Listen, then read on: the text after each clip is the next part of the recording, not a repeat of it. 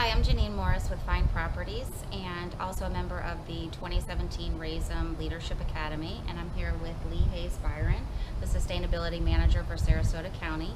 And we are at Twin Lakes Park, and she's going to tell us about some of the sustainability features that they have here. Sure. Hi. Hi. So we're standing under our pavilion at Twin Lakes Park at the UF-IFAS Extension and Sustainability building here, and it is a LEED Gold building that was built in 2005 and includes a lot of sustainability features that people might want to think about in their own homes or in their businesses.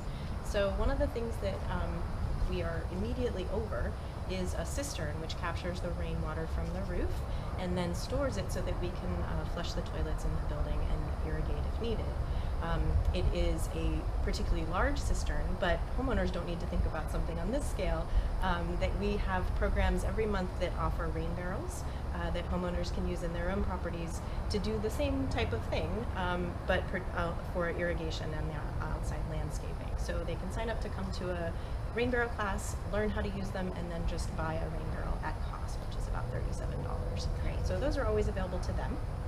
And we also want to think about sustainable landscaping strategies so that you don't actually need that much irrigation. You can do that with what's called Florida-friendly landscaping principles. It's a concept of putting the right plant in the right place, using native plants when you can, thinking about pollinators, decreasing the amount of water and pesticides and fertilizers that are necessary in your landscaping. It's really a good way to be lazy in your landscaping. That's you what I like. don't have to spend as much time in maintaining it because it maintains itself. That's really the goal.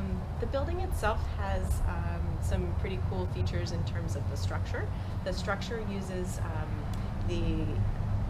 integrates the insulation into the building itself and was pretty innovative at the time, and it's a great technology. It has a lot of insulation, really hurricane resistant and energy efficient windows, and LED lighting.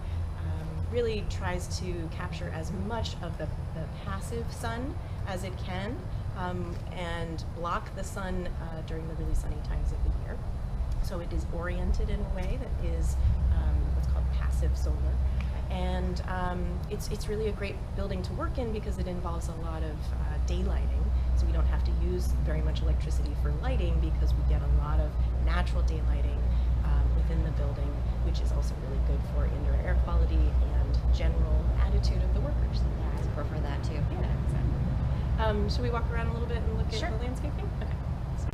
So here we have what's called a bioswale, and this allows a water quality improvement and decreased in stormwater volume, that when rain falls on our parking lots over here, it comes through the pipe into this depression area here that's been planted with native plants that are intentional to provide a filtering benefit.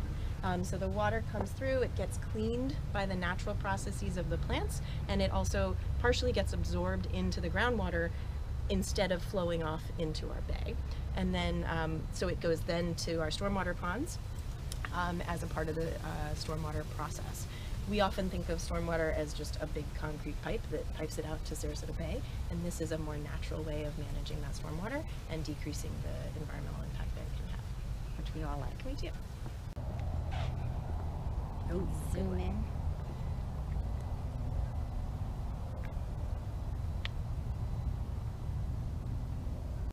So we're standing in the portion of our demonstration garden that is a butterfly garden. It's a pollinator attracting set of plants that is flowering because pollinators like flowers, so it's always very pretty. But it also provides a benefit in terms of attracting pollinators and supporting our local agriculture industry and really just keeping our ecosystem healthy by ensuring that we have the right pollinators that are supporting both natural and agricultural processes. People in their own homes can do pollinator gardens, and they're actually pretty popular these days. People like to see all the life buzzing around, and they also like the flowers. Where can they find out about the flowers or what to plant to attract them? Extension offers classes specifically about growing for pollinators. Okay. So you can just look at our Sarasota County Extension website and click on classes, and then just scroll down, and pretty much every month there's something related to backyard pollinators, backyard gardening, Florida native plants, that kind of thing. Okay, good.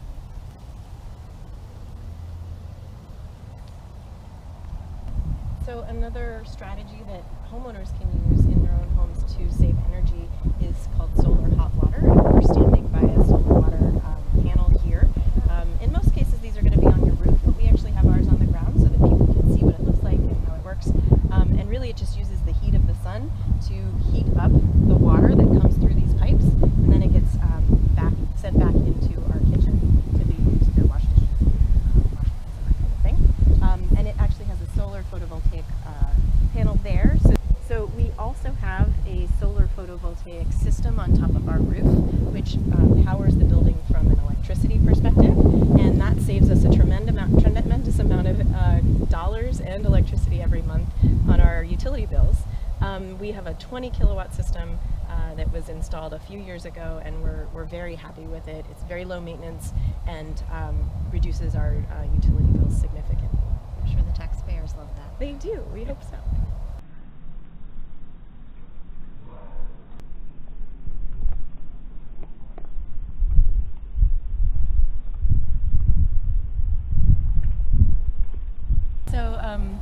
Here at our Twin Lakes Extension office, we also have a demonstration garden in terms of edibles. So if people want to grow their own food in their backyards, we have classes on how to do that regularly. And we also have examples here in our office landscape that allow people to see it in real time and to get their hands dirty. And so then behind that, we also have a composting demonstration area where we have different types of composters that allow people to see which one they might like better and which ones work better. And we're testing out the various ones to see how hot they get and how long it takes them to decompose. We currently have a program where we're getting a pilot program that would allow people to get a composting bin and then weigh how much food waste they create and monitor their compost development over time. And so if you're interested in that, you can get in touch with Extension as well. And that one is this far right bin that's the black sort of thin film circle there on the ground. And so is that for like landscaping, compost? It's both for food waste that's generated in your home for cooking, as well as for landscape. So there's the greens, which is the food waste, and then there's the browns, the leaves and the branches and that kind of thing. We also have a demonstration of backyard chickens here at our office in our chicken house at the back, and Extension also offers classes on backyard chicken keeping. And what do they use the chickens for? They use the chickens for great eggs. So we in our office, because we have the chickens here, we take turns in going out and checking on the chickens and feeding them, and the people who do that get to take home the eggs and have very fresh breakfast the next morning. Okay, that's a bonus. It is.